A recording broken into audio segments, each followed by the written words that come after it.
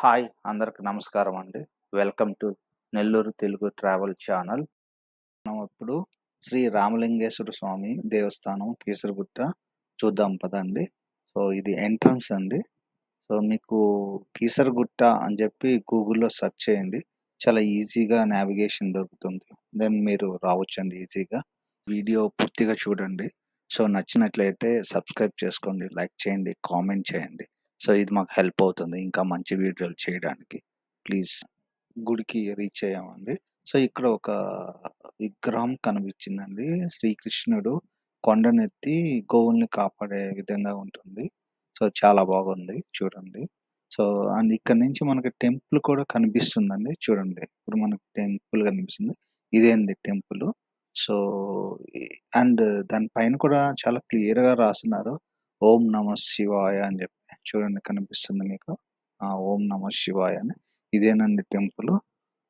ఆహ్, యాహ్! ఇది అక్కడి నుంచి ఇక్కడి నుంచి మెట్లు కూడా ఉన్నాయి. అక్కడ చిన్న గోపురం నుంచి రెడ్ కలర్ ఒక గీతలాగా ఉంది కదా! అవి మెట్లండి అవి. అయంతా మెట్లుంటాయి. ఇటు పైనుంచి కూడా ఎక్కవచ్చు. రోడ్డు మార్గంలో అంటే రోడ్డు మార్గం కొంచెము పైకి వెళ్ళిన తర్వాత సో, సైట్ సీయింగ్‌లా కనిపిస్తుందండి. సో, అది వేద పాఠశాల అలాగా ఉన్నట్టుందది. సో, ఇక్కడి నుంచి మనకి గోపురం అండి. ఇది బ్యాక్ సైడ్ గోపురం అండి ఇది.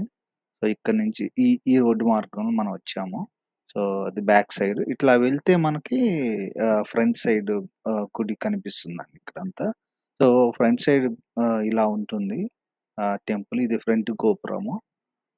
ఇక్కడ ఇలా కనిపిస్తుందండి. బాగా చెట్లు అండ్ ఎక్కువగా ఉంటాయి. ఇక్కడ ఎక్కడ చూసినా మీకు ఇలాగా శివలింగాలు కూడా కనిపిస్తున్నాయండి. దీనికి సంబంధించిన స్థల పురాణము, అసల ఏంటి ఈ శివలింగాలన్నీ చాలా శివలింగాలున్నాయండి గుడి చుట్టూ. అసలు ఆ శివలింగాలేంటి? మొత్తం గుడి ఎంట్రన్స్ అండి ఇది. గర్భగుడిలోకి మనం ఎంటర్ అయ్యేటప్పుడు ఎంట్రన్స్ అండి ఇది. సో, అక్కడ కనిపిస్తుంది గదండీ! అదే మెయిన్ టెంపులు. సో, అక్కడ లోపలికి వెళ్ళాలి మనము. సో, పదండి వెళ్దాము. సో, ఈ అక్కడి నుంచి వెళ్ళిన తర్వాత ఇటు సైడ్ మీకు పెద్ద షెడ్ లాగా ఉంటుందండి ఎంట్రన్స్‌లో. ఇది ఇక్కడి నుంచి రావాలి మనం. సో, వచ్చి ఇటు సైడ్ మనం ఇప్పుడు చూపించిన సైడ్ వెళ్ళాలి. సో, ఇది లోపల నుంచి గోపురం వ్యూ అండి ఇది. సో, లోపల నుంచి ఇక్కడ ఒక వినాయక స్వామి కూడా ఉన్నారు. సో, అది కూడా చూపిస్తున్నాను. యాహ్! చూడండి. గోపురం అండి ఇదంతా. ఇది ఇంకా మనకి లోపలికి లోపల టెంపుల్ అండి ఇది. లోపల టెంపుల్ ఇదంతా. ఇదంతా టెంపుల్. ఇక్కడ క్యూ లైన్స్ ఉంటాయి చూడండి. సో, ఇక్కడి నుంచి మనం వెళ్ళాల్సి ఉంటుంది. సో, ఇదంతా లోపల నుంచి తీసిందండి గుడి. ఇదంతా లోపల నుంచి తీస్తున్నాము. సో, బాగుందండి గుడి. చాలా ప్రశాంతంగా ఉంది. సో, మీరు కార్తీక మాసం వస్తుంది గదా! మీరు వెళ్లి దర్శించండి. చాలా బావుంటుంది. ఈ కార్తీక మాసంలో ఇక్కడ చాలా మంది వస్తారు గుడికి. సో, ఎలా అంటే అక్కడ చాలా శివలింగాలుంటాయి. సో, ఎక్కువ పూజలు, అభిషేకాలు చేస్తుంటారు ఇదక్కడ. సో, ఈ కార్తీక మాసంలో ఒకసారి విజిట్ పురాణం అండి. చాలా ఇంట్రెస్టింగ్‌గా ఉందండి. సో, ఇక్కడ చూడండి శ్రీరాముడు రావణాసురుడితో యుద్ధం చేసిన తర్వాత వాళ్ళు అందరూ కలిసి వాళ్ళ రాజ్యానికి వెళ్తుంటారు. సో, వెళ్ళే మధ్యలో సంధ్యావందనము చేయడానికని చెప్పి ఒక ప్లేస్ దగ్గర ఆగుతారండి. సో, ఆ ప్లేస్ చూస్తే చాలా అందంగా ఉంటుంది. సో, రాముడు ఏమనుకుంటాడంటే ఇక్కడ ఒక శివలింగాన్ని ప్రతిష్ఠిస్తే చాలా బాగుంటుంది అని చెప్పి అనుకుంటారనమాట. సో, అనుకోవడమే వెంటనే సో, శ్రీరాముడు ఆంజనేయ స్వామికి చెప్తాడు. వెళ్లి ఒక శివలింగం తీసుకురా కాశీకి వెళ్లి అని చెప్తాడనమాట. సో, రాముడు ఎప్పుడైతే చెప్పాడో ఆంజనేయ స్వామి వెంటనే సో, శివలింగం కోసమని వాయు వేగంతో ఎగురుకుంటూ వెళ్తారనమాట. సో, ఎ ఎ ఎగురుకుంటూ వెళ్ళి సో, కాశీలో ఆగుతారండి. కాశీకి వెళ్తారు. కాశీకి వెళ్ళి అక్కడ శివలింగాలన్నిటిని చూస్తారు. అక్కడ చూసిన శివలింగం ఒక్కొక్కటి అందంగా ఉంటుందన్నమాట. సో, ఏది తీసుకురావాలనేది ఆహ్, అర్థం కాక సో, ఒకటి చూస్తా ఉంటారన్నమాట.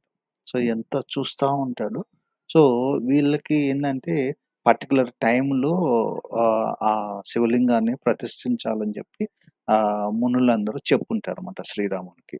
సో, ఆ టైంలోకెల్లా తీసుకురమ్మని చెప్పుంటారు. అయితే ఈయనేందంటే అన్ని శివలింగాలు చూసేసరికి ఏది తీసుకురావాలనేది అర్థం కాక టైం అనేది అయిపోతుందన్నమాట. సో, ఈయనేందంటే వెతుకుతూ చాలా శివలింగాలను పట్టుకుంటారన్నమాట. తీసుకుంటారన్నమాట. సో, అంతలోపల ఇక్కడ టైం అయిపోతది.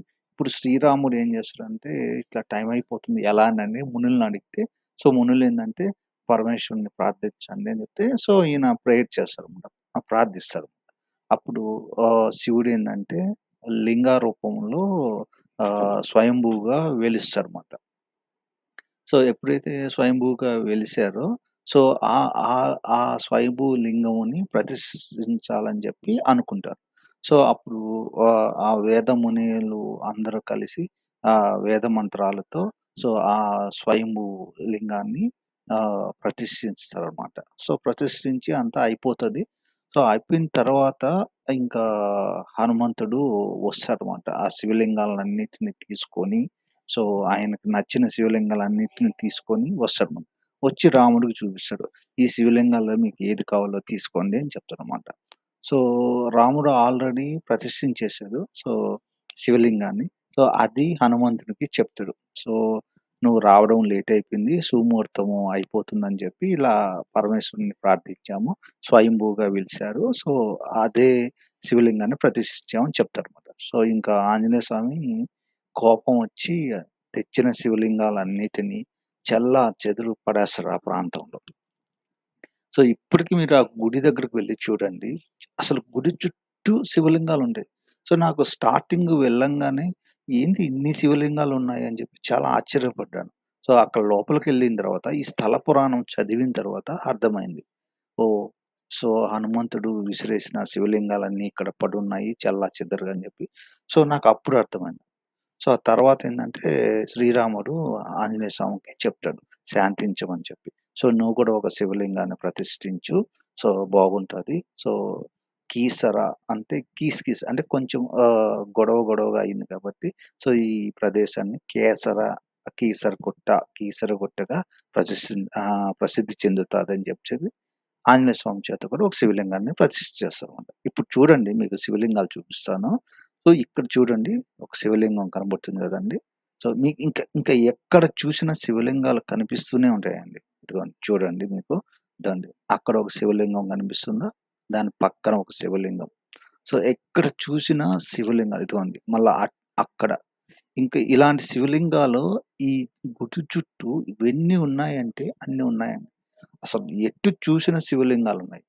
ఇంకా ఈ కార్తీక మాసంలో అయితే ఎవ్వరు తోచిన శివలింగానికి వాళ్ళు అభిషేకాలు, ఇంకా పూజలు చేస్తూ ఉంటారండి.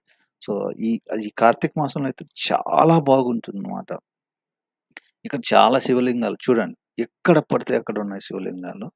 సో, వీటిల్ని అన్నిటిని కార్తీక మాసంలో చూడండి. ఇక్కడ ఎవరో పూజించి అలా చూడండి. చుట్టుపక్కల ఇదిగోండి శివలింగాలు. చూపిస్తున్నాను చూడండి. ఇవన్నీ శివలింగాలు ఇక్కడ గుడి చుట్టూ శివలింగాలున్నాయి. ఈ చూడండి ఇంకా వెళ్ళే కొద్దీ మనకు కనిపిస్తూ ఉంటాయి. అదిగోండి అక్కడ చూడండి శివలింగము. సో, అది కూడా శివలింగమే అండి. ఇంకా చూడండి ఇటు పక్కకు వెళ్తే ఇదిగోండి అక్కడ శివలింగము. అండ్ ప్రకృతి కూడా చాలా బావుందండి అక్కడ సీనరీ. అసల హై చాలా గుట్ట పైన ఉంటుంది. సో, చాలా బాగా కూడా ఉంటుంది. చూడండి. మీకు చూడండి ఇది సీనరీ ఎలా ఉంటుందో చాలా బాగా కూడా ఉంటుంది. అండ్ ఎటు చూసినా శివలింగాలు. ఇంకా కార్తీక మాసంలో వచ్చి అసలు ప్రతి శివలింగానికి అభిషేకం చేస్తూ అసలు జనాలు అసల కితకితలాడుతుంటారు. కార్తీక మాసంలోనే. ఇంకా మిగతా టైంలో అయితే శనివారము, ఆదివారము, సోమవారం ఎక్కువ జనాలుంటారు. ఎక్కువ అంటే కొంచెం జనాలుంటారు. మిగతా టైంలో అయితే పెద్దగా ఏమి ఉండరండి ఈ టెంపుల్‌లో. కానీ చాలా ప్రశాంతంగా ఉంటుంది.